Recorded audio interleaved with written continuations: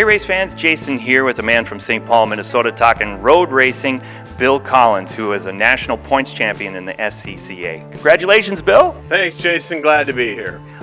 Tell me about your division.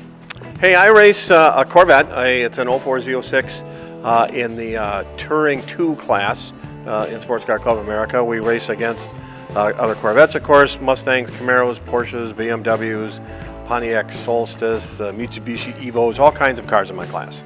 Where have you traveled to? All over the country. We started off this year out in Sebring, Florida. It's a bucket list track for me. It's the first time I'd been there. Then we went over to the Circuit of Americas in Texas, picked up a couple of wins there, went down to a track in New Orleans, Louisiana, had some really good races, got a couple more wins. Went out to Oklahoma in April, had some mechanical difficulties, so didn't do so well there. Went out to Mid-Ohio, ran that track, and then Elkhart Lake, Wisconsin in later part of June. Then the season finale was out in Sonoma, California. Tell me about your car. Well, again, it's a Z06. Bought it about 5 years ago as a wreck. The front end had been trashed. With the help of some friends, Steve Keel, Doug Rippey Motorsports, Matt Peterson, we put it together and made a race car out of it.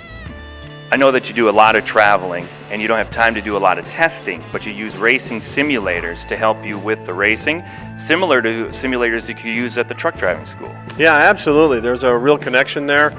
We use simulators for the students at Interstate Truck Driving School to help them with their backing skills and with shifting, and the simulators are very powerful learning tools. And so realizing that, I picked up a racing simulator a couple years back and have used that quite successfully. Again, Sebring, at the beginning of this year, it's a very iconic racetrack. The 12-hour race there is every March. It's been running there since 1952. And so I spent about 30 hours on the simulator prior to going to Sebring, and we did really well there. I was real competitive. There were two other guys there out of professional shops. Those two guys have a lot of professional experience, had been to that track several times. And I was competitive with them. I even ended up with the fastest lap of the weekend, and I attribute that all to my time on the simulator. It's a very, very powerful tool. I know you've raced for a long time. Why do you do this? Oh, hey, I'm just addicted to speed.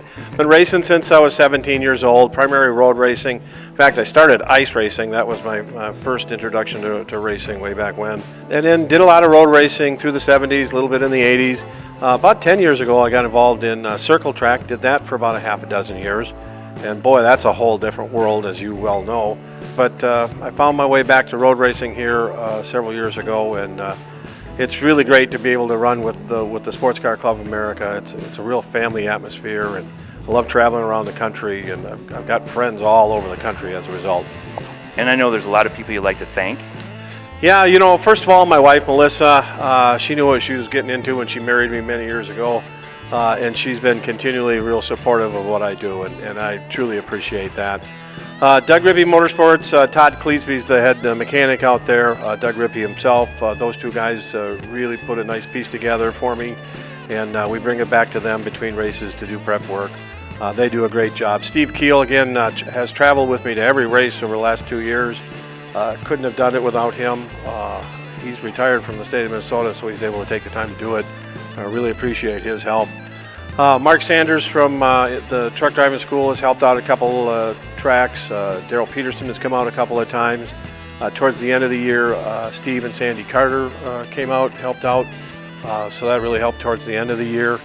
Got to thank Hoosier Tires. We ran, of course, the Hoosier Super Tour, so very grateful to their support of the club. They got great tires. Specifically, Paul at Trackside Tire here in the Twin Cities has helped out. And then the Sports Car Club of America, you know, it's a volunteer group. It takes a lot of people to put on these road races. I mean, a ton of people. So very grateful, and again, you know, a lot of them are friends. It's so much fun to race with that club. You're a two-time champion. Any thoughts about number 3? Yeah, we're looking forward to 2019. They did make some rule changes in 2018 that affected the competitiveness of my car, so I'm looking to see how they might change things for 2019, hoping I can get a little bit of my edge back. We were more competitive at the beginning of 2018 than we were towards the latter part. So I'm hoping that there might be some small changes that'll help me out a little bit. But we'll kind of play it by ear and see what the club does with rules. And if we're competitive, yeah, I'm going to go for it again. A couple of tracks on the schedule this year, haven't been to before. Road Atlanta, so looking forward to that. And Laguna Seca towards the end of July is the last race of the summer season. So it should be an exciting season. Congratulations on your year and good luck next year. Thanks, Jason. I appreciate it. Yep. That's Bill Collins from St. Paul, Minnesota, and I'm Jason, and we'll see you next time.